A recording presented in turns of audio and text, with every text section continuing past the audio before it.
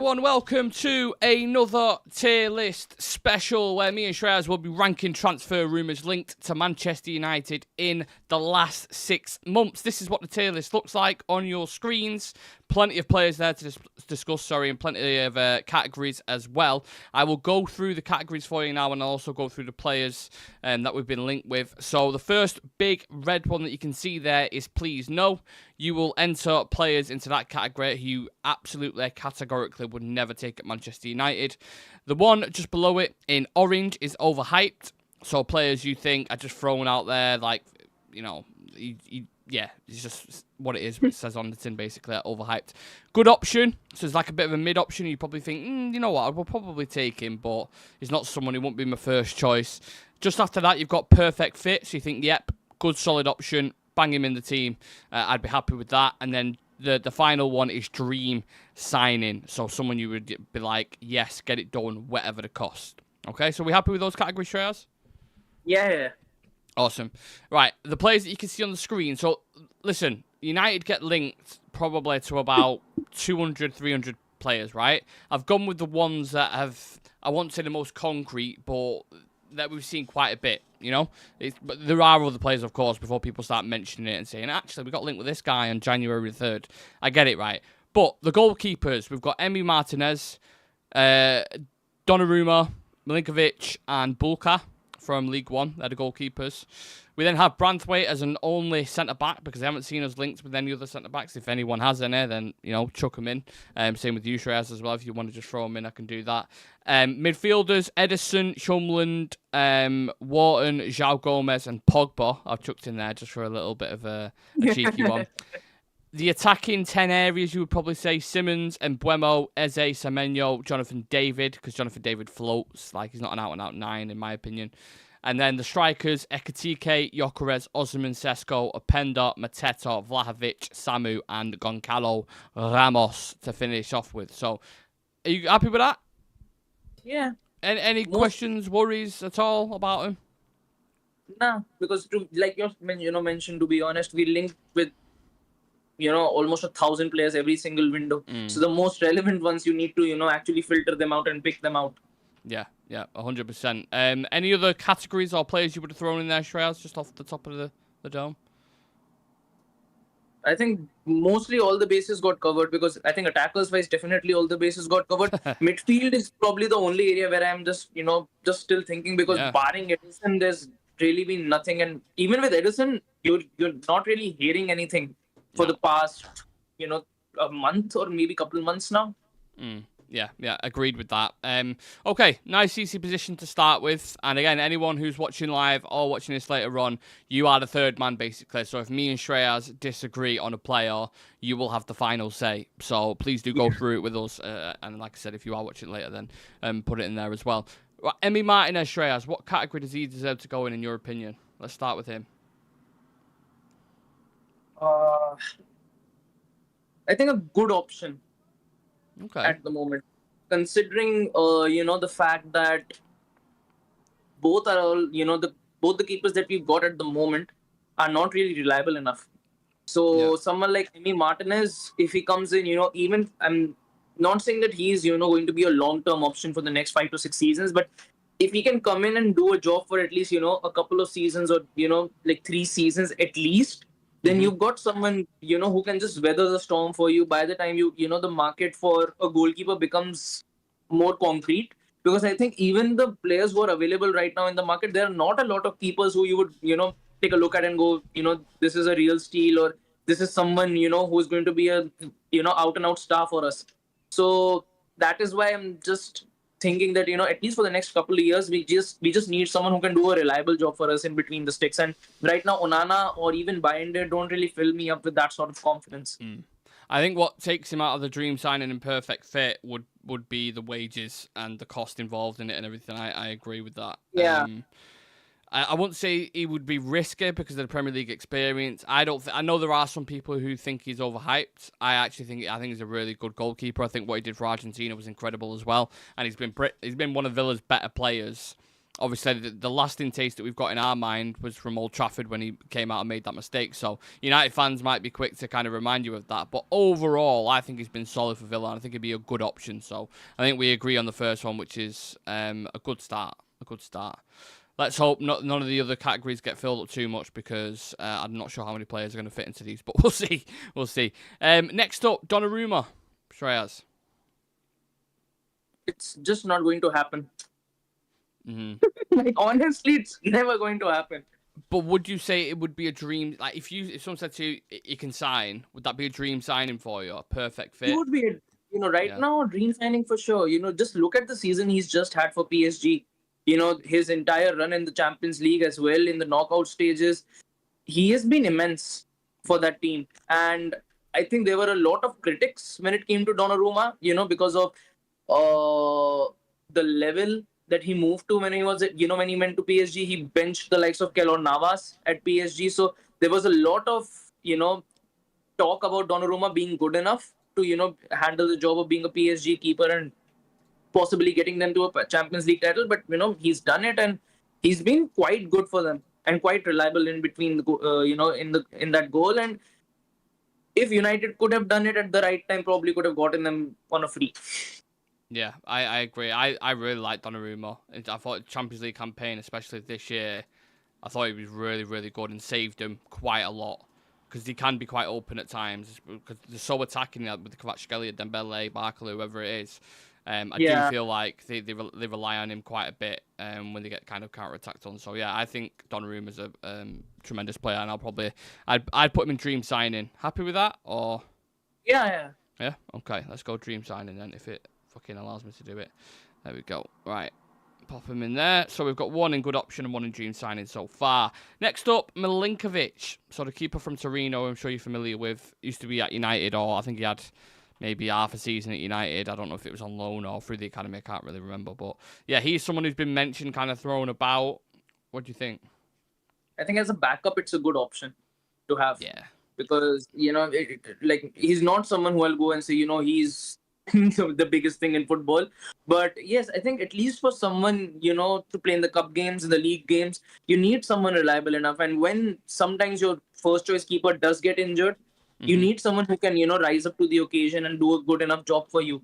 And Bayern hasn't been able to do that for us at all. So we do need a revamp in that department. And, as a backup, Milinkovic-Savic doesn't really sound as bad. I think it was last season or the season before it that he had the most clean sheets in the Serie A. So he's definitely got a lot of ability in his locker. Yeah, I'm not going to argue that. I don't think we need to sit and stew on that for too long. I think you're spot on. It's an okay kind of average option. If you came in as maybe to compete, people will be a bit like, meh, it wouldn't really get you off your seat, would it? But that's why it kind of sits in the mid category. Alongside him, we have Bulka from the French league, plays for Nice, I believe, who have been linked with quite strongly from a few journalists. Maybe not tier 1 journalists, but tier 2, tier 3. Why am I putting him in there? I just automatically put him in good option, as if you don't even have a say anything. I'll pop him back on there. I'm getting a little bit overexcited there. Yeah, would you actually put him in good option? Probably. Or risky, overhyped? Please no. I think for me it would be a bit risky. Reason being, not really seen much of him is definitely something I would say. And on top of that, I think when you do hear, players coming from League One, I think it becomes a bit more sketchy when it comes to signing, because you don't know whether they'll be good enough or not. With some players, like, we just mentioned Donnarumma, the type of quality and class that you're getting. You look at any other player for that matter, if you look at Vitinha, the type of quality and class that you're getting. When you look at Bulka, you look at Bulka, someone like a Jonathan David as well, I would say. You don't know if they're cut out to do that sort of a job in the Premier League or in any other top 5 league, because the intensity and pressure is just completely different. Yeah, I agree. Right, let's pop him in risky, overhyped. Then I think he could have gone in either, to be honest with you. Either a good option or risky and overhyped, but certainly risky. You can't say overhyped because he's quite a young goalkeeper. All right, this one should get interesting. Jared Branthwaite, where are we at with him? What are your thoughts on him as a player in general, Shreyas? I think he's decent as a player. I think he's still quite young, and for a centre back with having that sort of ball playing ability, I think he's up there for sure. But again, I don't think that he's had as great of a season. When you have to look at Everton's season right now, I think there were other characters in that Everton team who actually rose up to the occasion by the time the season ended. McNeil turned up, Beto turned up for them, and certain other players turned up for them. So there is definitely, he's definitely a good talent, but I think right now we are quite saturated when it comes to that centre back department. Like if you honestly, weigh out the options that we've already got. You've got Aiden Heaven, you've got Lenny Yoro, then you've got Lissandro still there, you've got Harry Maguire, you've also got the likes of Matthias de Ligt in there. Mazaraoui can, pop in and pop out of there and be a solid option for us to look at. So that's 7 centre backs itself. And then you've got the likes of Fredrickson coming up through the ranks as well. So you've got 7 to 8 centre backs as it is in the club. So before you actually offload someone, you can't really, make space for someone like Branthwaite. I agree with that side of things in terms of we have got centre-back almost covered, you would probably say, and we've got a lot of young talents in there as well. But if someone said to me right now, out of all the options that you've got, if you've got Lissandro, Aiden Heaven, Branthwaite, Shaw, whoever else plays there, I'd put Branthwaite above them all. I genuinely would. And people might disagree with that. And they might say, oh, Leach is better, or Heaven's got a lot of potential. That's fine. Heaven has got a lot of potential, and he might be better than the whole lot of them. But he's teetering on the edge at the minute. You know what I mean? He's played, 10, 15 games, probably max for United. Like, there is a player there, but he still needs a lot of developing. Still had moments where maybe he's been a little bit shaky.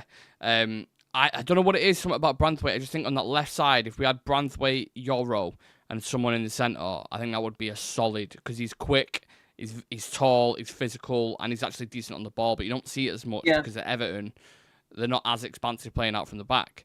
I think he'd be, I wouldn't say a perfect fit, but I think he'd be a good option if he'd be available. Yeah. His price tag is just ridiculous, isn't it? I think price tag, and again, there is a big problem that we've got, and that is, again, the amount of players that we've got who can actually play in that sort of position. And I don't know, I've not really been, I think barring Lindelof, I've not seen any other defensive player actually leaving the club. It's mad, isn't it? Like, just defence and midfield at the minute just seems very redundant on options. Like, there's just nothing to go off at all, really, which is literally why we've got one centre-back. So we'll put him in the good option. So far in the good option rank, we've got Martinez, Milinkovic, and Jared Branthwaite. Moving on to midfield. I'll just get the door. No problem, you go for it, mate. No problem at all. Edison, I'll kick this off. Shreyas had a few there, so I'll start this one off. Edison from Atalanta. I think out of everyone that's available at the minute, the market for midfielders isn't incredible, and Edison seems to be the one profile of player that we actually do need. That kind of player who can cover a lot of ground, athletic. He's a box-to-box, but he's also well-rounded in a lot of areas of his game as a midfielder. So he can play ball equally as much as he can run about. He can play through the lines. He can keep it simple. He can take it under pressure. I think Edison would be a perfect fit for the midfield based off what I've seen from him at Atalanta. Shreyas, it's your cue. Perfect timing. Yeah. Again, the only midfielder who we've probably been linked with in this entire tenure, and again, he plays a very similar system. If you have to look at the way Atlanta play, has been instrumental for them for finishing top 3 in this season, in this area. And again, still very young, not really someone who's nearing his 30s as well. And I think if he does come in, he has the qualities to, be able to bear the pressure of the league as well as the intensity of the Premier League as well. And his qualities, you need that someone, you need that sort of all-rounder in that sort of system that Amorim plays. And Edison does fall into that sort of category, who knows how to drive up with the ball forward as well, and at the same time is defensively competent for you. So I think Edison will be a good buy for us.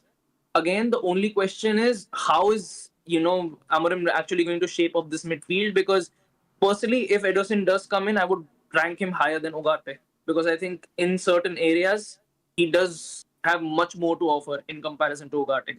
Yeah, I agree. He's much better on the ball, in my opinion. Perfect fit, yeah? We go with that? Yeah.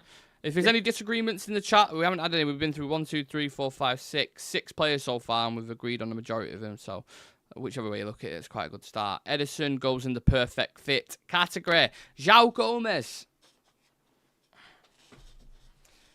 It's a tricky one, isn't it? Because I think João Gomez. I don't think that he'd fit into this sort of a system. And I also think he's overhyped a little bit. I don't know if overhyped is... When he gets linked with United, it seems like everyone's really good player. I think he's industrious. I think he's a good runner. I think, again, he's decent-ish on the ball. But the price tag that's been quoted from Wolves and the fact that we just bought Matheus Cunha as well, I don't know if I'd be paying 50, 60 million for a João Gomez, honestly. So either, and I think in this sort of system, you'd have the same problem as you have with Ugarte.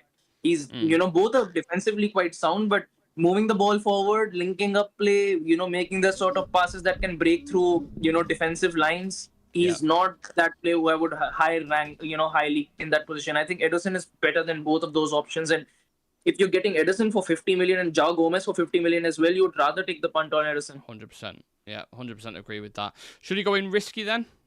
Yeah. You think? Yeah. We have it alongside Bulka. The goalkeeper goes in João Gomez. People may disagree with that. Get it in the comments. Let us know.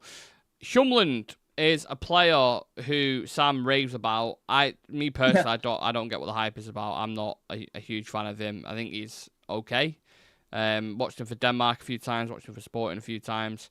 Don't know a great deal of him. I haven't watched him as much as obviously some of the Premier League players like João Gomez, for example. But from what I've seen, I think it's average, and his release clause, Shreyas, I think it's about £80 million. Yeah. So with that in mind, I think for me it'll be in the risky zone. Reason being, I'm not really seeing take Matheus Nunes for example. He came from Sporting as well. Everyone was raving about him at Sporting because of the way he played, but hasn't really been able to convert that in the Premier League. Yeah. So I think when it comes to midfielders, barring Bruno, I don't remember the last midfielder who came to the Prem and actually did a very, very decent job in the past 2 to 3 years.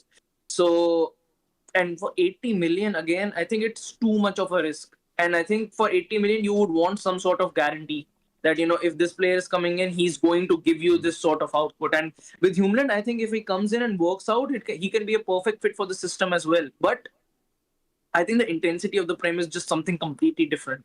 Yeah.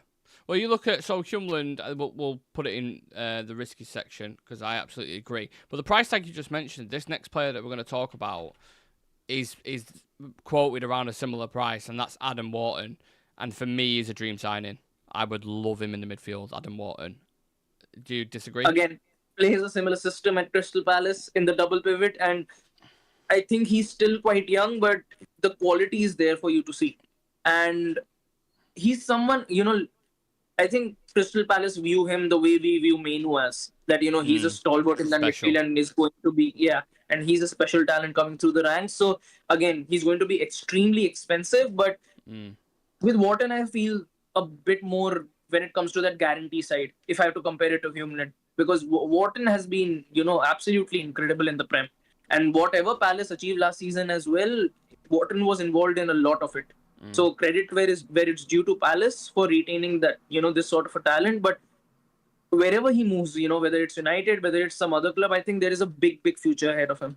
100%. We've got more Crystal Palace players in this thing than any other club. And we'll get onto them in a moment. But I think they may be picked off slightly a little bit in the summer, depending on who goes for who. But Adam Wharton in that midfield, out of all of the players we've been linked with, I haven't been linked with very many, as we touched on before. He is, for me, a dream signing. I'd absolutely love him in that midfield. We might go to the opposite end of the ranking here, Shreyas. So Paul Pogba. Please the next no. one up. Please no. Okay, I'm happy to go there. Just we don't need to spend too much time on that. Put Paul Pogba in there. I thought it would have been interesting when it first got linked. I thought it would have been interesting just to see how he would have done because of the qualities he has. So Ruben Amorim in the midfield, we don't have many players who play passes like Pogba. Do you know what I mean? But the baggage that comes with him.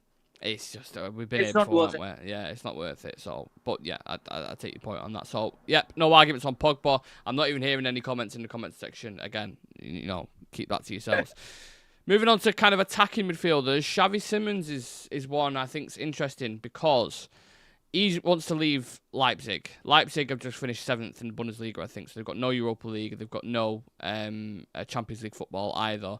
They're going to want a big price tag. I think 80 million euros is something, again, that's being chucked out there. He's looked really good for Netherlands. He's obviously a special talent. There is something there. I think he'd be quite good in our team for our system.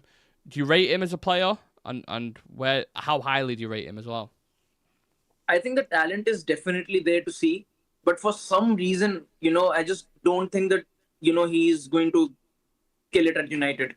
Like with certain players, you just have this sort of a feeling that, they've definitely got a lot of talent and they've definitely, got the intensity as well to perform in multiple leagues. But I just don't know why. I just don't see him fitting in well at United for some reason. Interesting. So, but do you think he may get a move to, I don't know, let's say a Barcelona, for example? I don't think he will go there. But a club like that, can you see him doing well in the Spanish league or the Italian league? I think yes. I think in the Spanish league he could do really well. Bundesliga is already doing well.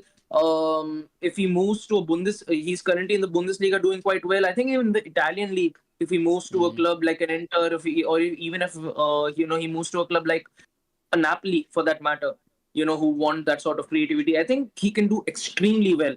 But I think if he does move to a team like United, it is again. With the Bundesliga, when it comes to attacker signings that we've done, it's not really contemplated well for us.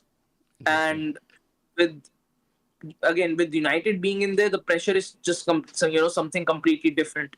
And with them already potentially losing Sesko, I think they'll make it even more pricey for anyone to get Xavi Simons in this window itself. So where are you putting him? I'd put him as a risky. Risky. Xavi Simons for me will be risky. That surprises me. I didn't think you would have put him in risky. I would put him in a good option. I think he would be a good player for us in our system. So what we'll do is I'll leave him on the bench for now, and that's one that people can decide on towards the end. So Xavi Simons stays on the bench, and then we'll see what the people are saying. Moving on to Brian Abumo. Sorry, I always pronounce his name wrong. Still not done yet. Are you also surprised that that's what's going on with that? Like, it seemed like it was close to be getting done. The window shuts. Then it gets briefed that, when it reopens, we'll be back on it. But we've not heard anything at all, have we? I think we just stuck to our guns that this is the max that we are paying and we're not really going to be entertaining any more than that. So probably that's the reason why this deal is stuck at the, place it is. I hope that it gets completed before Spurs can get any more traction in the deal. But yes, apart from that, I think he's one for me who falls into that, perfect option in the system, because 27 goal contributions in a season for Brentford, I think that is the sort of signing we desperately need in that attack. Someone who brings that sort of output and brings that sort of dynamism in that inside 10 position as well. Let me ask you a question. Who do you think's more talented, Mbeumo or Xavi Simons? Ooh. I think talent-wise, Xavi Simons is up there. But it's just more of a fit in the Prem is the main reason why you've gone with that. You need that sort of, toughness and physicality as well to match up with it. And I think that is an area where Xavi Simons might fall short in the Prem. Yeah. Well, I'm back to agreeing with you. So Mbeumo goes in perfect fit. I wouldn't class it as dream signing, because I don't think if you go back to prior when we got linked with him, I don't think there was loads of people going, defo get Mbeumo. Like, there would have been people there who was obviously a fan of the player and said they'd be happy to have him. I do think in an Amarin system, though, in one of those inside 10, him and Cunha will be, game changers. Absolute game changers. So we'll bang him in there. Perfect fit. And then we're moving on to the more attacking players. So Eberechi Eze, another Crystal Palace player. So many different takes on him, isn't there? Some people call him overrated. I think he had a really good season for Palace. I want to say something like 14 goals and 10 assists or something. Yeah. I think. Scored in the final against Man City, FA Cup. But probably going to cost you the same amount as what a Semenyo or an Mbeumo would, right? So around £60 million. I think he's a bit older than them as well in it. I think he's 26, 27. Yeah, 26, 27. So he's older than... so he's the same age as Mbeumo. I'm not sure how old Semenyo is. Is he a little bit younger, potentially? Yeah. So, they're all similar players, playing a similar league. But is it as much of a perfect fit as what Mbeumo is? Do you think Eze would come into this team in a Ruben Amorim system in one of those inside 10 positions, and then do you think he would do you think he would fit seamlessly, or would there be a worry with it? I'd be a bit worried just because, again, Palace signings coming to United, I think it's a completely different air and different sort of pressure for them to carry the weight. We've seen earlier signings coming to United and not faring up as well from Palace, so that's definitely there. But as a player, I think he's absolutely phenomenal. Did a very, very good job for Palace this season. Was instrumental for them to winning the FA Cup as well as finishing where they did in the league, because Palace didn't really have that great of a start this season. They really kicked into gear in the second half, and I think if he does end up coming to United, he does offer you a lot of quality, and I think he offers you something a lot more different to someone like Kunyas or someone like Mbumo. But on the same hand, I'm just a little bit worried that he'd fit into the sort of way Amorim wants to play that front three, because the way that front three plays at Palace is way different if you have to compare it to the way Amorim wants the front three to work at United. So I am a bit worried when it comes to his output being the same or actually getting a bit better by coming to United. But player wise, the talent is there for everyone to see. I'm torn on this as A1. The other ones have been pretty easy, but I'm like, I don't know. I really don't know this. I think I'll fall him in the good option. I don't think that he's a perfect fit for the system. I'm not going to say that he's overhyped either, because he's shown what his ability is for Palace. Yeah, so I think good option would be the area I'll fall in. I'm torn between good option and perfect fit, because I could actually see him. I could see him working at United. Yeah. I think he would be a threat. Oh, I don't know. I'll go good option. That was my first internal instinct when I saw the player, but only just. I think I'd be quite excited if we found out that he was signing tomorrow. Let's say, for example, I don't think we'd be against it, would we? Not at all. I think if he comes in, everyone would be raving about him, no doubt about it. But will it work or will it not work is the only question that everyone has. Well, hold that thought. Antoine Semenyo from Bournemouth. Again, falls into that same category. I think Ruben Amorim, in my opinion, would prefer a player like him because of his work rate off the ball and how physical he is. You talk about someone fit for the Premier League, he is made for it. He is tough, he's physical, good finisher, gets a lot of shots off in the game, is constantly active. I like Semenyo. I do. I think he may be slightly a little bit underrated. I'm just going to go straight off the bat. I think he'd be a perfect fit for Amorim's system. Even for me as well. Because I think Bournemouth have been one of the best when it comes to, the front four pressing.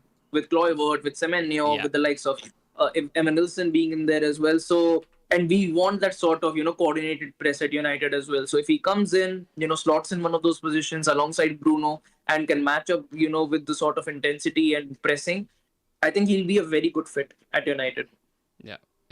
Agreed on that. Let us know on Antoine Semenyo if you agree or if you would put him lower or higher on the tier list. Jonathan David next. You already know what I'm going to say, Shreyas, so I'll let you take the floor with this. For me, please no, because I just don't see him working in the Premier League at all. I think the demands of League One and the demands of the Prem are something that are completely different. And with the way I've seen him play at Lille, he's more of that sort of a false nine player. And we don't need that sort partner as a striker, don't he? Can drift to the left. Can kind of. You've already got that in Xerxes. You don't need another sort of profile in there with sort of, Xerxes. You need someone who can stretch the final line. You need someone who can make those sort of channel runs. So I think United need to, completely move together in a different sort of a profile when it comes to strikers. Yeah, I feel like he's been a player that's just been about forever, hasn't he? I feel like he's been linked with a move, and you also think at the same time, well, why has no one gone for him? No one. No top club from the Premier League. There's been clubs that have been linked with him, but no one's actually, kind of pulled the trigger and gone, we'll sign that contract and the dotted line and we'll bring him over. I would actually put him more in the risky and overhyped category. So I'll leave him on the bench as well. If you're going with please no, I'm going with risky and overhyped. Because I think he's all right, but the way people go on about him, his agent's done a phenomenal job, by the way. He's kept him in the media consistently. So he'll stay on the bench along with Xavi Simons. We'll move on to the next target. Very, very topical. Hugo Ekitike. Talk to me. He's a very tough one for me, honestly, because I've seen him play alongside Marmoush this season a lot for Frankfurt, and he's looked very, very good. like a number 9 as well, who's got technical ability on him and the Techie, innit? pace to actually, and the pace to actually, match up with it. Because Xerxes got that in his locker, but he's not got the pace to complement it. This guy has got the pace to actually, complement it. But yes, again, just, Bundesliga, United, Bundesliga players not converting it in the Prem is something that I'm just a bit worried about. But that is one thing I'm worried about. And second is the price tag. I don't want to spend 80-85 mil on him because it will be, once again, Rasmus Højlund situation. I've seen a lot of comparisons with Isaac, which I quite like very agile for his height, good finisher, electric, can run in behind. I do think it's risky. Risky, yeah. Yeah, I think it's risky. You're right, in similar kind of Højlund territory.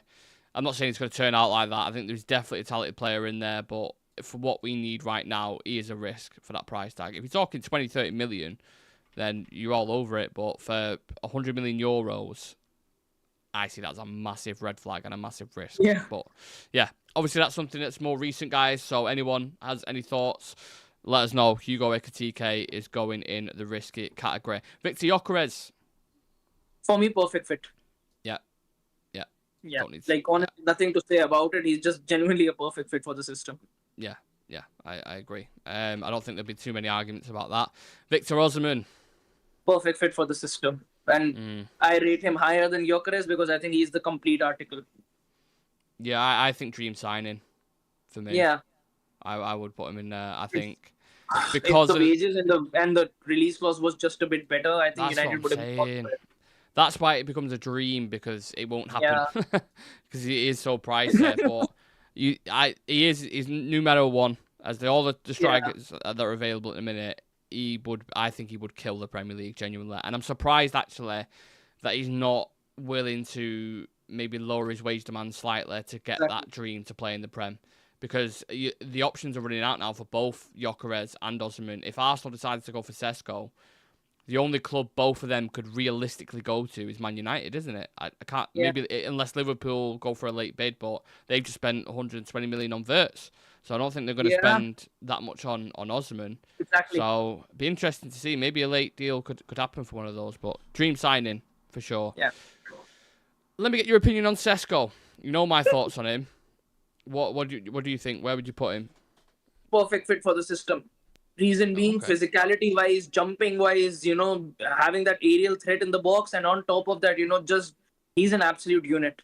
He's rapid and I as think, and I think he's young, but I think in 2 years' time, the conversation around Sesko will be just completely different. I agree. I think he's perhaps, for me, definitely the next big thing when it comes to the striker position. Just the intensity that which he plays with. And if he lands up at Arsenal, we're genuinely going to have a big trouble because he is an absolute menace in the box. I think what's going to be interesting to tell which one Arsenal decides to go for, because they're not going to sign both, are they? Surely they're not going to go fork out. So if they go for Sesko over Gyökeres, that's like, you would think, why would they go for that? Gyökeres just scored 60-odd goals, whatever it was. He's a lot more experienced. You feel like Arsenal need kind of an experienced striker at the minute, but again, they do go for young players as well. So do you not think that would kind of push the narrative around each player if Arsenal kind of go, yep, Sesko, you're the man? I don't care until, we just get someone in for the striker position. Yeah. Which one would you rather, if you had a free one at both of them though, which one would you rather go for? For United, Gyökeres.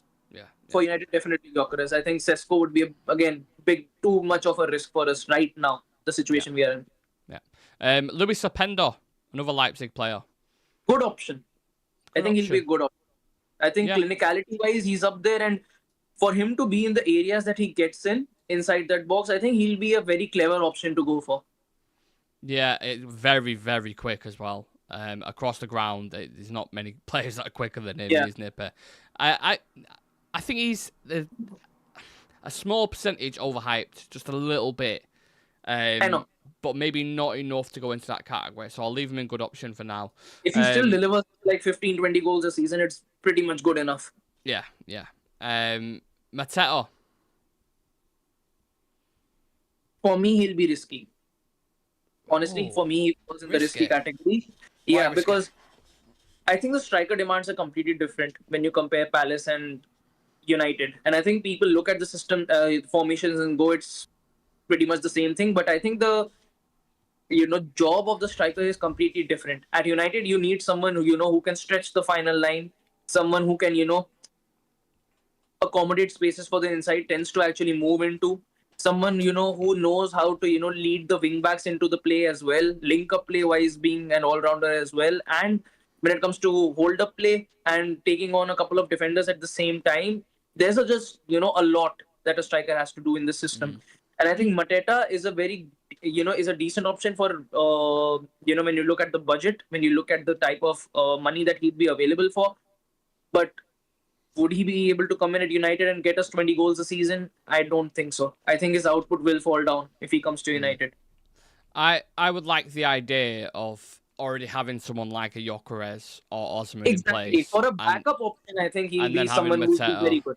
Yeah, having Mateta come off the bench as that different kind of threat, more of a target man, could play into him. I think that would be nice, but obviously we don't live in a dream world. But I still think he would be a good option, so I'll leave him on the bench, because you went with risky, right? So I'll leave Mateta on the bench. Vlahovic, I just, no, not for me. No. But please, I think the no. boat has sailed. The boat has sailed, yeah. Please, no. Yeah, Vlahovic in there. That's another name that will just keep in the transfer loop every window. You'll just see, oh, Vlahovic is open and blah, blah, blah. And it's like, come on, if you can't do it for Juventus, mate, who, they're not exactly on top of the world at the minute, then I don't know what to tell you. Next up, we have... I actually don't know who the fuck that is. Oh, Samu. Sorry, I thought that was a Juventus kit then. Yeah, I was like, wow. Samu is an interesting one. Now, I don't get... You look at price involved in this, because his release clause is outrageous, by the way. It's like 100 million euros. But then you look at him as a player. We came up against him in the Europa League, played him in Porto, and he destroyed us. Like, he is a brute. Yeah. He is physical. I think he's a very good player. But again, it's like, why hasn't he had a move yet? I think the reason, the thing is, he was at Atleti, he went on loan, I think, to Deportivo Alaves. Chelsea were in for him, deal didn't make through. He moved to Porto, had a very decent season at Porto, but I think the move is just too soon. I think he's only 21, right? Yeah, and I think this is his first full season at a top side. Playing in European football as well. I think he still needs a couple of more years for experience, because personally, I really haven't seen enough of him to go and say he'll be able to carry the mantle. And again, I don't want some 21-year-old or 22-year-old to carry the mantle that Højlund did.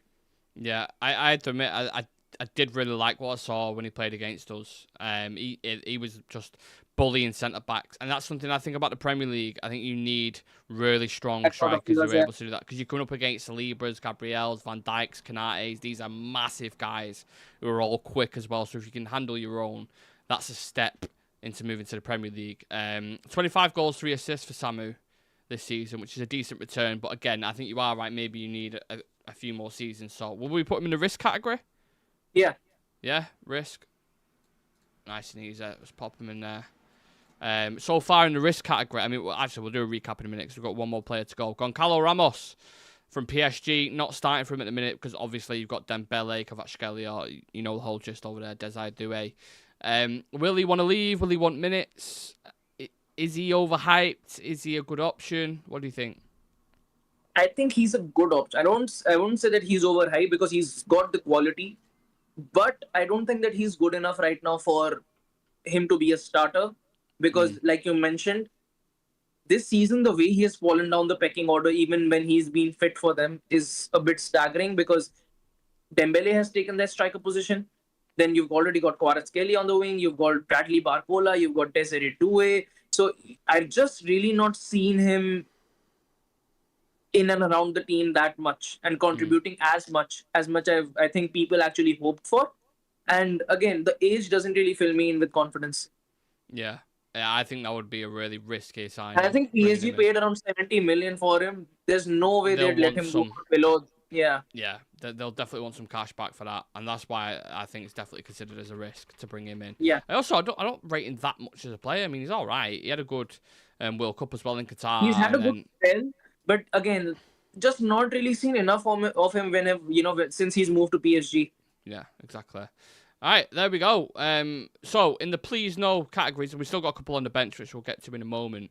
But in the please no category, we have Paul Pogba and Dusan Vlahovic. In the risky and overhyped section, we have Bulka, we have João Gomez, Shumland, Ekatike, Samu, and Goncalo Ramos. In the good option, we have Martinez, Milenkovic, Branthwaite, Eze, and Luis Openda. Perfect fit, Edison, Mbumo, Semenyo, Gyökeres, and Sesko. And then the three Dream Simons that we've got is Donnarumma, Adam Wharton, and Victor Osimhen. Another Victor in there as well. What do you guys think of that tier list? Is it spot on? Do you disagree with it? Get it in the comments section. The three players that we've got left over, which I'll just bring together now on the bench, as you can see, is Xavi Simons. We've got Jonathan David, and we've got Mateta there as well. You decide where they go. I think on Xavi Simons, Shreyas said Riske. Is that correct? Yeah. I said good option, I think. Or I can't remember which one it was. Jonathan David, I think you said please no. I said Riske. Am I right on that? Yeah. And then... pretty much the same, you could say, on Jonathan David. yeah. And Mateta as well. I think I said good option, but you said Riske. I said Risky. Yeah, so yeah, the same there again. There you have it. Nice and easy. That 40 minutes has absolutely flown by. I appreciate it's a different time, so some people might be tuning in a little bit later on or whatever it is. But still appreciate the comments. Alex saying if Ekatike is risky, wouldn't Sesko also be? I don't know, Sesko's been a bit more proven than Ekatike for me. I think the profiles are completely different as well. Like you look at Sesko and you look at Ekatike, not just physicality-wise, but the build. And the way they both actually, express themselves on the pitch is completely different. I think both of them have the ability to work, but I think the probability of Sesko working is more in comparison to Ekatike. Yeah, I look at Sesko's numbers, and I'll double check this as well because I don't look like an idiot. But I'm pretty sure the past few seasons he's had like 15 to 20 goals in all competitions. Whereas Ekatike, if you look at, he's had one season where he's had 22 goals, I think it is, and then apart from that, it's been 4 goals, 4 assists, 4 goals, 4 assists. So. 4 goals and 2 assists last season, 22 goals and 12 assists this season, and if you look at Sesko's numbers, it's 21 and 6 this season, 18 and 2 last season, 18 and 3 before it as well. So you can see it. Done it more on the international stage as well. I'm not even sure if Ekatike's played that much for France or if at all. So there's a bit more experience there with Sesko, which is why Arsenal would push more towards him, I'd imagine, than someone like Ekatike and Sesko. So yeah, look, let us know in the comments who you would put where and who you really disagree with. You might not disagree, you might agree with everything that we've put on there, but we've just been completely honest and transparent about it. People mentioning Frankie de Jong in the chat. My God, is that name still floating about? That's a name that'll be floated about. Speaking of name floated about, I put a poll up at the start of the show saying what was the longest rumour ever associated with Man United in regards to transfers, right? So I put 4 names up. I put Gaetan, Schneider, Gareth Bale, and Sergio Ramos. They were names that were always linked with United for different reasons. Sergio Ramos, because he wanted a new contract, so he'd always throw United's name in with him. Gareth Bale, and especially when Moyes came in around that period, was constantly linked with us. Wesley Sneijder, everyone knows about that, and that is the concrete one of 63%. Till he retired, we were linked. Yeah, 63% have said Sneijder, so that's quite an obvious one. And Nicholas Gaetan, if you knew at the time, Jesus Christ, so many. Every year, Gaetan 30 million to United would be fucking linked. But I agree, Wesley Sneijder is the ultimate winner of that one, so thank you very much for voting. My Damn United showing in late. Rewind, watch back, let us know your thoughts, get it in the comments, and me and Shreyas will see you guys in the next